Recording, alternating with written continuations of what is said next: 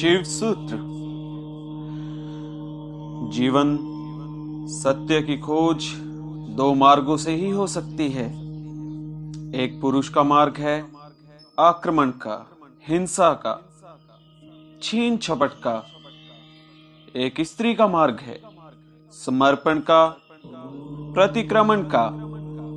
विज्ञान पुरुष का मार्ग है, विज्ञान आक्रमण है। धर्म स्त्री का मार्ग है, धर्म नमन है।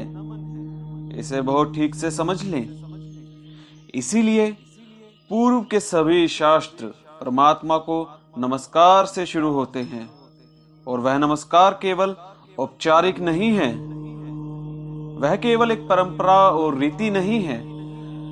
वह नमस्कार इंगित है कि मार्ग समर्पण का है, और जो विनम्र है केवल वे ही उपलब्ध हो सकेंगे, और जो आक्रामक हैं, अहंकार से भरे हैं, जो सत्य को भी छीन झपट करके पाना चाहते हैं, जो सत्य के भी मालिक होने की आकांक्षा रखते हैं, जो परमात्मा के द्वार पर एक सैनिक की भांति पहुंचे हैं विजय करने, वे हार जाएंगे। वे शूद्र को भला छीन झपट लें, विराट उनका ना हो सकेगा। वे व्यर्थ को भला लूट कर घर ले आए, लेकिन जो सार्थक है वह उनकी लूट का हिस्सा न बनेगा। इसीलिए विज्ञान व्यर्थ को खोज लेता है, सार्थक चूक जाता है। मिट्टी, पत्थर, पदार्थ के संबंध में जानकारी मिल जाती है, लेकिन आत्मा और परमात्मा की जानकारी छूट जाती है। ऐसे ही जैसे तुम राह चलती एक स्त्री पर हमला कर दो, बलात्कार हो जाएगा। स्त्री का शरीर भी तुम कब्जा कर लोगे, लेकिन उसकी आत्मा तुम्हें न मिल सकेगी, उसका प्रेम तुम न पा सकोगे। तो जो लोग आक्रमण की तरह जाते हैं परमात्मा की तरफ, वे बलात्कारी हैं।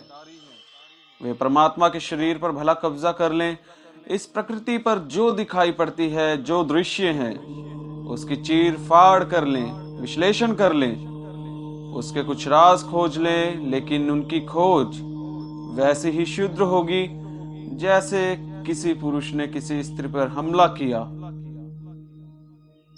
स्त्री का शरीर तो उपलब्ध हो जाएगा, लेकिन उपलब्धि दो कोड़ी की है, क्योंकि उसकी आत्मा को तुम छू भी नहीं पाओगे। और अगर उसकी आत्मा को न छुआ तो उसके भीतर जो प्रेम की संभावना थी, वह जो छिपा था बीज प्रेम का, वह कभी अंकुरित ना होगा। उसकी प्रेम की वर्षा तुम्हें न मिल सकेगी। वह प्रकृति पर हमला है, जैसे कि प्रकृति कोई शत्रु हो, जैसे कि उसे जीतना आता हो, पराजित करना है। इसीलिए विज्ञान तोड़ फोड़ में भरोसा रखता है, विश्लेषण तोड़ फोड़ है, काट पीट में भरोसा करता है। अगर वैज्ञानिक से पूछो कि फूल सुंदर हैं, तो तोड़ेगा फूल को, काटेगा, जांच पड़ताल करेगा, लेकिन उसे पता नहीं तोड़ने में ही सौंदर्य खो जाता है। सौंदर्य तो पूरे में था, खंड खंड में सौंदर्य न मिलेगा। हाँ, रासायनिक तत्व मिल जाएंगे। किन चीजों से फूल बना है, किन पदार्थों से बना है, किन खनिज और द्रव्यों से बना है, वह सब मिल जाएगा। तुम बोतलों में अलग अलग फूल के खंडों को इकट्ठा करके लेबल लगा दोगे। तुम कहोगे ये केमिकल्स हैं, ये पदार्थ हैं, इनसे मिलकर फूल बना था, लेकिन तुम एक भी ऐसी बोतल न भर पाओगे जिसमें तुम कह सकोगे यह सौंदर्य है जो फूल में भरा था। सौंदर्य तिरोहित हो जाएगा। अगर तुमने फूल पर आक्रमण किया तो फूल की आत्मा तुम्हें न मिलेगी, शरीर ही मिलेगा। विज्ञान इसीलिए आत्मा में भरोसा नहीं करता। भरोसा करे भी कैसे? इतनी चेष्टा के बाद भी आत्मा की कोई झलक नहीं मिलती, झलक मिलेगी ही नहीं। इसलिए नहीं कि आत्मा नहीं है, बल्कि तुमने जो ढंग चुना है वह आत्मा को पाने का ढंग नहीं है। तुम जिस द्वार से प्रवेश किए हो वह शूद्र को पाने का द्वार है। आक्रमण से जो बहुमूल्य है वह नहीं मिल सकता। जीवन का रहस्य तुम्हें मिल सकेगा अगर नमन के द्वार पे तुम गए, अगर तुम झुके, तुमने प्रार्थना की, तो तुम प्रेम के केंद्र तक पहुंच जाओगे। परमात्मा को रिझाना करीब करीब एक स्त्री को रिझाने जैसा है। उसके पास अति प्रेम पूर्ण, अति विनम्र, प्रार्थना से भरा हृदय चाहिए। और जल्दी वहां नहीं है। तुमने जल्दी की कि तुम चूके, वहां बड़ा धैर्य चाहिए। तुम्हारी जल्दी और उसका हृदय बंद हो जाएगा, क्योंकि जल्दी भी आक्रमण की खबर है। इसीलिए जो परमात्मा को खोजने चलते हैं, उनके जीवन का ढंग 2 शब्दों में समाया हुआ होता है, प्रार्थना और प्रतीक्षा। प्रार्थना से शास्त्र शुरू होते हैं और प्रतीक्षा पर पूरे होते हैं। प्रार्थना से खोज इसलिए शुरू होती है, इस शास्त्र का पहला चरण है ओम सब प्रकाश अनंत स्वरूप भगवान शिव को नमन। और अब शिव सूत्र प्रारंभ। इस नमन को बहुत गहरे उतर जाने दो, क्योंकि अगर द्वार ही चूक गया तो पीछे महल की जो मैं चर्चा करूंगा वह समझ में ना आएगी। पुरुष को थोड़ा हटाएं, आक्रामक वृत्ति को थोड़ा दूर करें। यह समझ कुछ बुद्धि से आने वाली नहीं है, हृदय से आने वाली है। यह समझ कुछ तुम्हारे तर्क पर निर्भर न करेगी, यह तुम्हारे प्रेम पर निर्भर करेगी। इस शास्त्र को तुम समझ पाओगे, लेकिन वह समझ ऐसी न होगी जैसे कोई गणित को समझता है। वह समझ ऐसी होगी जैसे कोई काव्य को समझता है।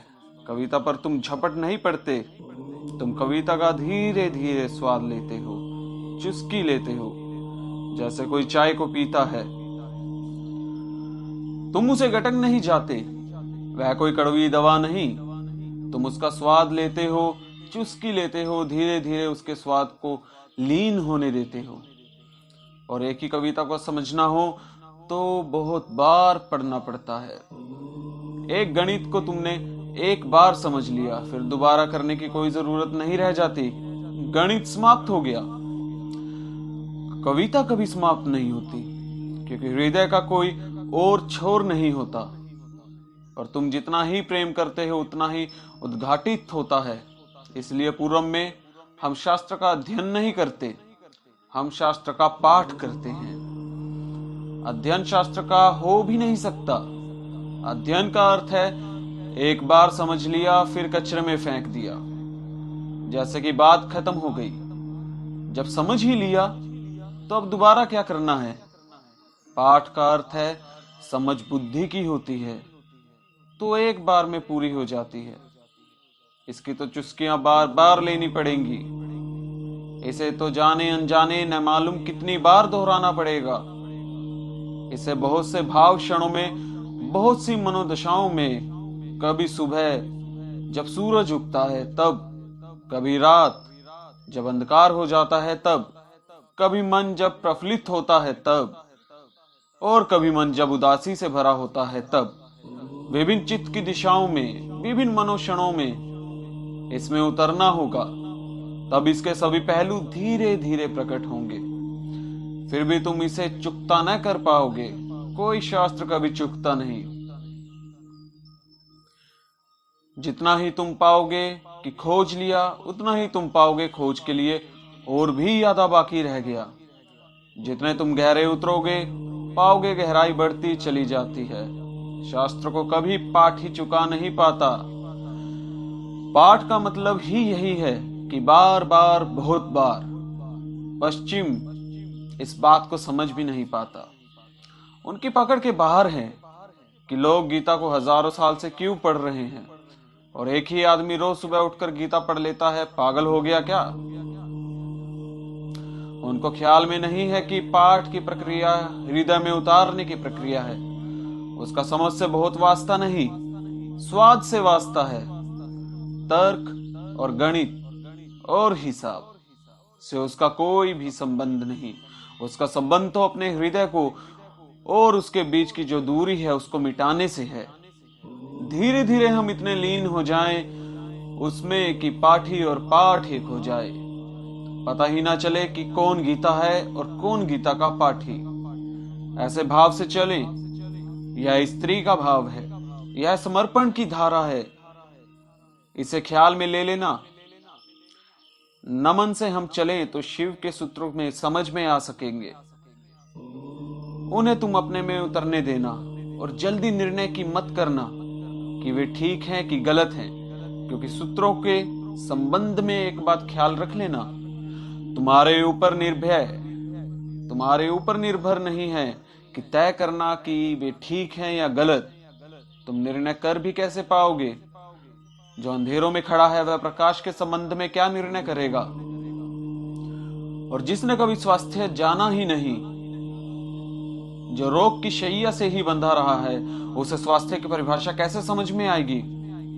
जिसने कभी प्रेम की स्फुरना नहीं पहचानी और जो कभी जीवन भर घृणा, ईर्ष्या और द्वेष में जिया हो, वह प्रेम की कविता को पढ़ सकता है, क्योंकि शब्द उसकी समझ में आ जाएंगे, लेकिन शब्दों में जो छिपा है वह द्वार तो उसके लिए सदैव बंद ही रहेगा। इसलिए तुम निर्णय मत करना कि क्या ठीक क्या गलत। तुम सिर्फ पीना, समझना भी नहीं कहता हूं, तुम सिर्फ पीना, तुम सिर्फ स्वाद में उतरना। और अगर वह स्वाद तुम्हारे भीतर रहस्य के लोक खोलने लगे और वह स्वाद अगर तुम्हारे भीतर नई सुगंध को जन्म दे दे और तुम पाओ कि क्षण भर को भी सही तुम्हारी दुर्गंध का व्यक्तित्व विलीन हो गया है, तुम्हारे भीतर कोई फूल खिला है और तुम सुगंधित हुए हो, क्षण भर को भी तुम पाओगे कि तुम अंधकार नहीं हो, कोई दिया जल गया, एक झलक मिली जैसे अंधेरे में बिजली कौंध गई हो।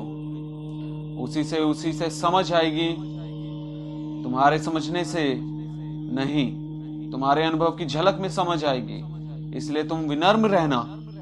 दूसरी बात, सूत्र का अर्थ होता है संक्षिप्त से संक्षिप्त, सारभूत, टेलीग्राफिक।